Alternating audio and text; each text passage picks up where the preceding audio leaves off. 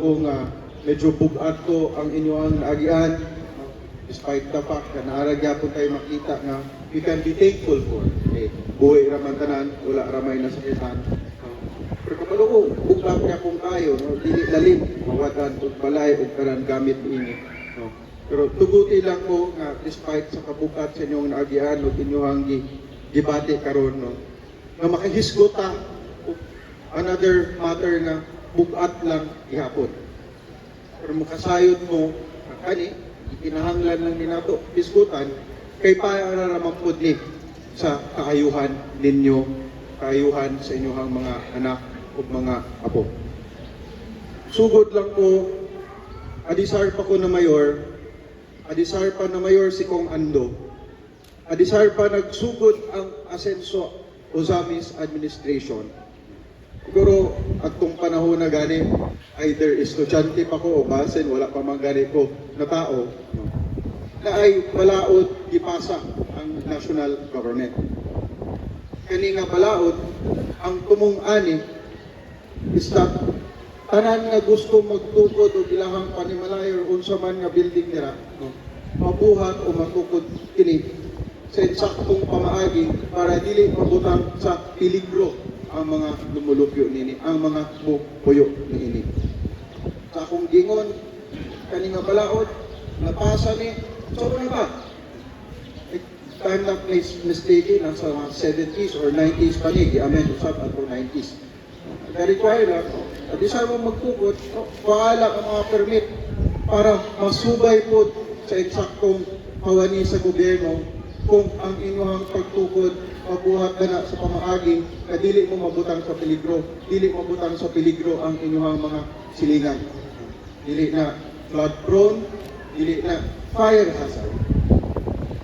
Wala ko pabalo kung siya'y nahitabo at kung panahon na katong di wala pang asenso administration diri sa Ozamis, pero kana kabalaot na dipasa sa ang national government para sa protection and security sa katawhan, wala lang natuman o ang mga tao diri sa Ozamis sa una, pasagdan lang, sige, tukod mo, aha mo gusto magtukod, no? Without regard sa safety ninyo. Kita nato, sugod pa lang ni Kong Ando nga, uy, ano kani nga balaod, importante makaini, ano wala man ni napatuman. No? Gahinay-hinay taong pasabot, no? Pagsulod na mo, nako atong 2022, ato na pong ipanghinay o pasabot, no? Pamaagi atong kapitan ninyo atong panahonan, no? Si Councilor John Doctor, siyempre, tama naman ni pasabot, hangyo, no? Ako lang ning tumanon, total para man sa inyo ha. No? Nakita kinamo, ang sitwasyon, peligro yun.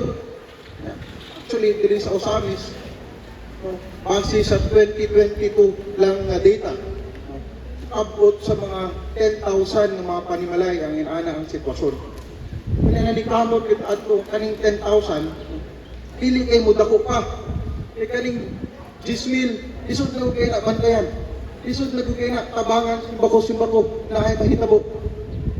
Ato nalikamot kita para dili managhan ang nagpuyo sa peligro niya kadaghanan ra ba, no? Wala sila kabalo nga ang ilahang pamuyo di ay naasa peligro. Ginahinay tagpasabot, ginahinay tagpasabot. Kaya nga mo ang kahadlukan kita to, basin. Nabot ang panahon, whether mo kalit lang o taas ang baha, no? Kaya wala takabalo sa klima karon. Kung ay disgrasya, kalamidad, sunog, nadali na kayo mukatay ang kalayo, pasin too late na taana. Sina Gov. Henry, when he was still congressman, si Kong Ando, when he was still mayor, bitaw ng paningkamutan nila, saan pag gibirabirahan sila, na mahitabo itong Laman Housing Project. Mga silingan na mo mismo dito sa Laman. No? Puyo sila sa peligro. Fire hazard, no? Ang risk sa mga illness, no? Ang baha, taas kaayo. Kumukuto karon, salamat rapod ni, nakadaghanan sa lumulupyo dito, mga silingan na mo, yung sabot raman, kulak sila gamay, no? Nakatagan sila insaktong panimalay, na ana sila nagpuyo sa mga condominium unit karon sa Laman, no? Maulan, dili na sila mahadlok, mabahaan sila, no? O sa tanan, mas ubos na ang risk sa mga sakit ug na aspas nga mukatay ang kalayo. Ako lang ning istorya. Okay, I think usa siguro sa ako ang makuha aning panghitabo karon. Kakaning mga balaod nga dili lang man kami mo nagbuot-buot ani. Dili man kami mo nagsulat ani. Pero naani sila katuyuan nga nakita sa taong mga lideres sa tibok nasod karaan pa lang. Yeah, to tell you the truth, kaning komunidad ato diri usa gini sa ato ang na-identify nga murag kuy peligro na simbako ay may tabo. Usa gina sa ato ang gibantayan. No. I'm sharing this with you. Hinaot while mapasalamat ta, we should be very thankful na all of you will live to fight another day. Pero hinaot, and maningkamot ni, bitaw niya mga presensya diri karon, nga makatabang din ni sa inyo ha, nga mobangon dayon.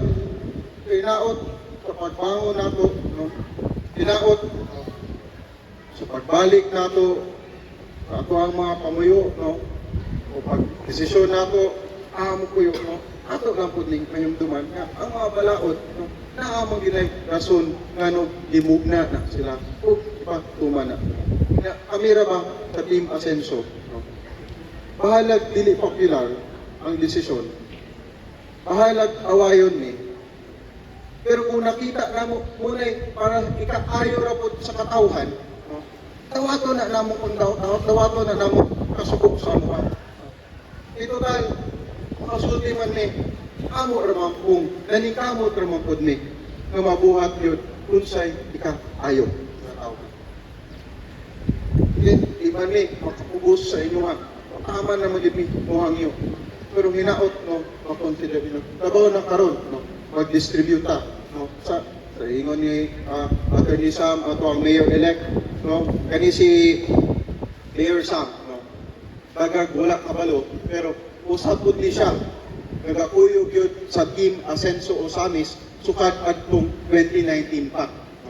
Well, dili man siya kumbaga mahulog nakalikod ulo sa political office. Kabalo kay siya tanan sa issue, sa problema o sa mga solusyon. Atong 2019 pa lang, nakuyog naman siya sa Team Asenso isip ang ato ang city administrator o karong umaabot na June 30 siya na po ang magserbisyo sa inyo sa ato tanan isip ang ato ang bag-o na ngayon. Ato ang pakpakat sa pandemya.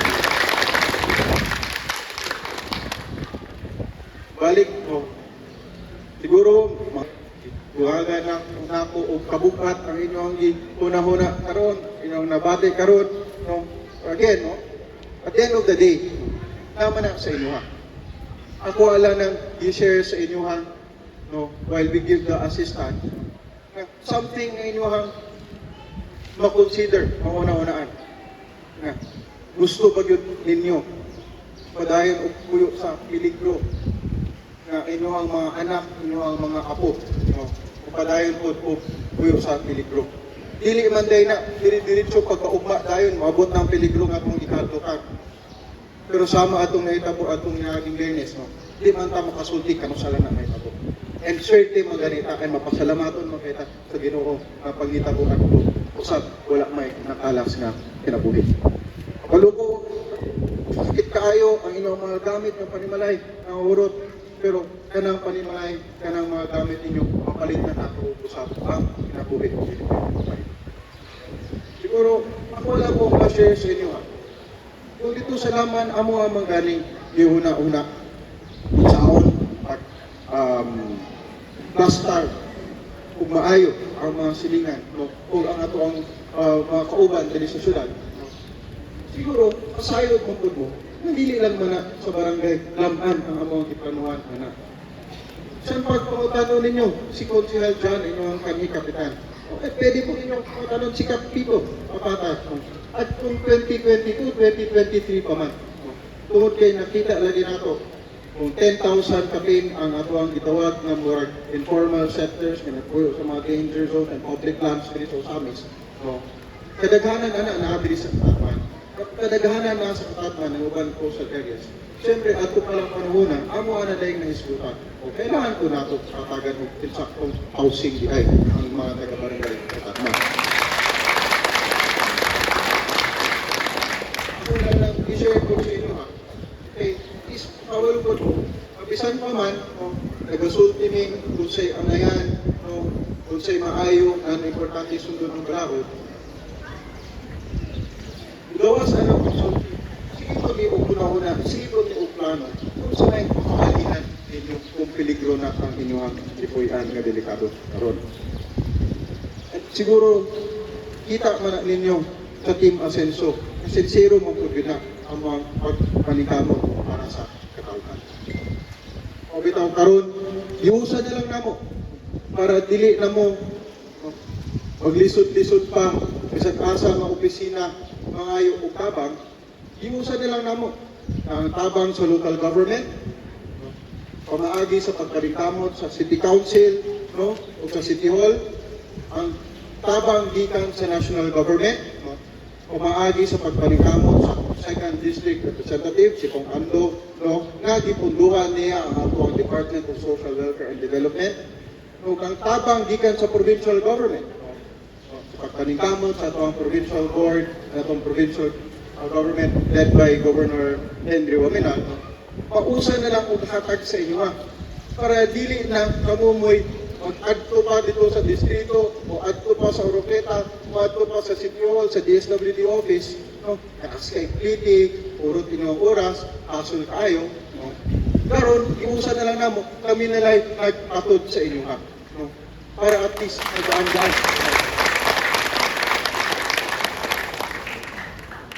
Inaot kaning amo ang giandam karon, siguro ako lang i-announce ang gikan sa LGU, no?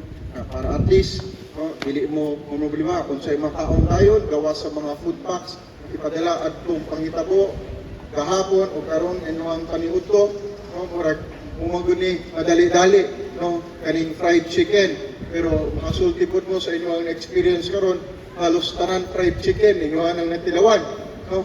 Adtong panghitabo lahat din mo og fried chicken ikan sa McDonald's, no? Pagkasunod adlaw, no?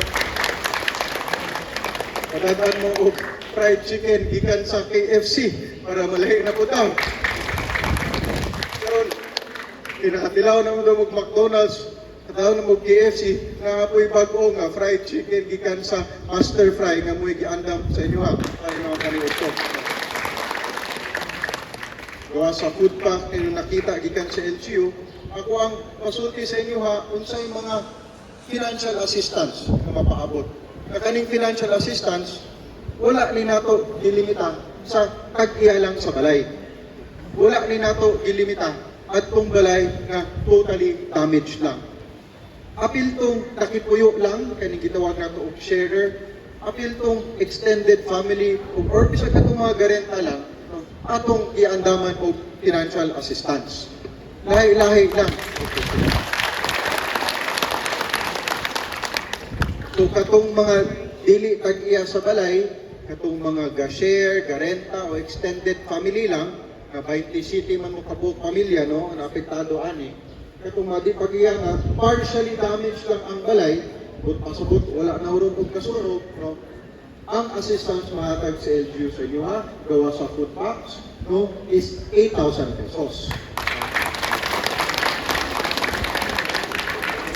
Katong mga dili tag-iya, bali, katong mga garenta lang, ga-share lang, or extended family lang, pero ang panimalay na hurot og kasulog, no, ang assistance na mapaabot sa inyo gikan sa LGU lang niya, wala pa gikan ang sa DSWD o sa probinsya, no, is 15,000 pesos. Katong mga tag-iya sa balay, na inyong balay is partially lang ang pagkasunog o wala na hurot og kasunog, ang assistance mahatag sa inyo is 15,000 pesos. Siyempre, mas dako lang ang kantidad ng assistance na kung ihatag sa tag-iagit sa balay. Kaya pag kailangan na siya do'y nagpakupod doon na kaya naggasto para maabot na balay. So atong tag-iya sa balay, nagitawag na ito o totally damaged, naurot yun ug kasunog ang inyong madawat nga financial assistance gikan lang sa city government is 25,000 pesos. Pagsulti nga Attorney Sam, gamay lang ni nga hinabang, pero hinaot pamaagi sa paghatag niini, makahinay-hinay na mo ug bangon, recover sa tragedya nga nagitabo. Ako alam, dito nga kuphangyo, tabangay lang po ni ug sigurado. Kapag bangon ninyo, dili lang po mo ubutang sa peligro. Dili lang po mo ubutang anong atong gitawag ko mga danger zone. While makasalig mo na kami inyong gobyerno diri sa Team Asenso, basta kailangan mo tabang na mahitabo na arami, mas gusto kung yun na namo. And sigurado ko, mas gusto na nato tanan. Mga ito ang pagbangon. Iagi na lang nato sa pamahagi na safety yun mo. Na tinuod mo, pag malinawon yun ang inyong pangulo. Daghang salamat sa inyong oras karon. Salamaton ta na buhi ata tanan karon na ginawa ta karon. Ay nilaot ko pamaagi sa ating assistance makabangon din mo sa labing paspas nga panahon. Daghang salamat at maayong buntag.